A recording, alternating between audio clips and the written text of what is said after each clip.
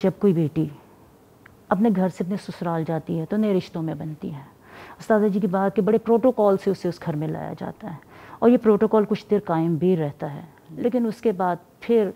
कुछ मुवाफ़क़त में कमी शुरू हो जाती है, अदम मुवाफ़क़त शुरू हो जाती है और बुराइयां ज़्यादा नज़र आने शुरू हो जाती हैं। ऐसे लगता है कि जैसे एहतसाब की एक अदालत लग गई है और हर जुर्म जो है वो काबिल माफ़ी नहीं है, और बल्कि रिश्ते उस वक्त निभाए कम और आजमाए ज़्यादा जा रहे होते हैं। अगर मैं अपने हवाले से देखूं तो राना आपा ने जैसा कहा कि कांट छाँट होती है, तो अल्हम्दुलिल्लाह ससुराली माहौल मिला और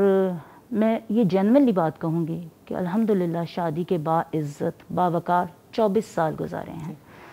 और इन 24 सालों में कभी भी कोई ऐसा वक्त नहीं आया कि मुझे अपनी सास से कुछ सीखने को ना मिला हो, अच्छा भी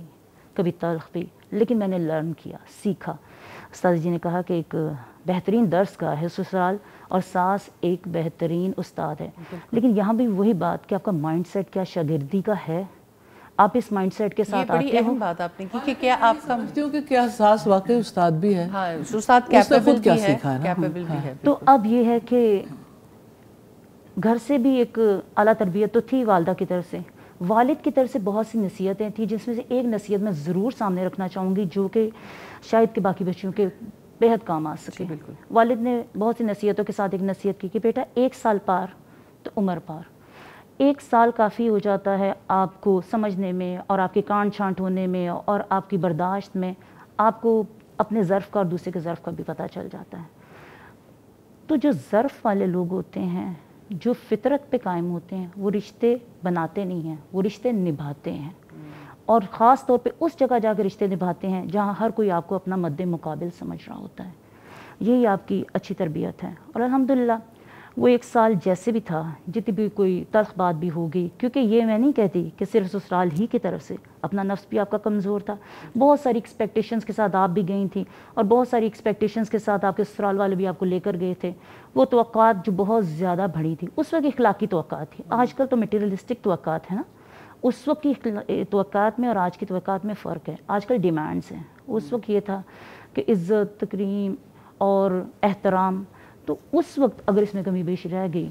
तो बहुत सारे मामलात को निपटना भी पड़ा, बहुत सारे कड़वे घूंट भी पीने पड़े, लेकिन अल्हम्दुलिल्लाह अल्हम्दुलिल्लाह, लेकिन अच्छा एक ऐसा माहौल मिला कुछ थोड़ी सी बर्दाश्त के बाद